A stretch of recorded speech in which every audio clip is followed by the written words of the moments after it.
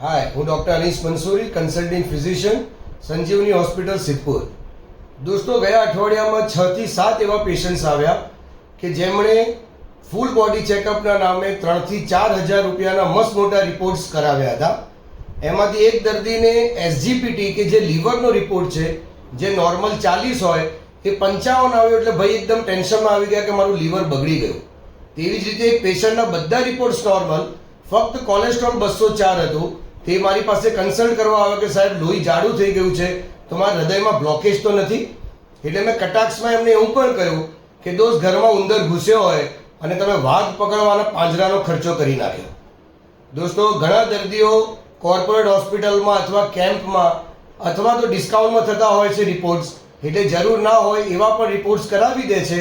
અને એ રિપોર્ટ્સમાં જો 1-2 રિપોર્ટ્સની વેલ્યુઝમાં થોડો વધઘટ થાય તો એ ટેન્શનમાં આવી જાય છે. જેમ આપણી 5 આંગળીઓ સરખી નથી, એમ દરેક દર્દીઓને જોખમી પરિબળો અલગ અલગ હોય છે. દરેક વ્યક્તિની વારસાગત બીમારી અલગ હોય છે અને ઉંમર પ્રમાણે બીમારીઓ થવાની શક્યતા પણ અલગ અલગ હોય છે.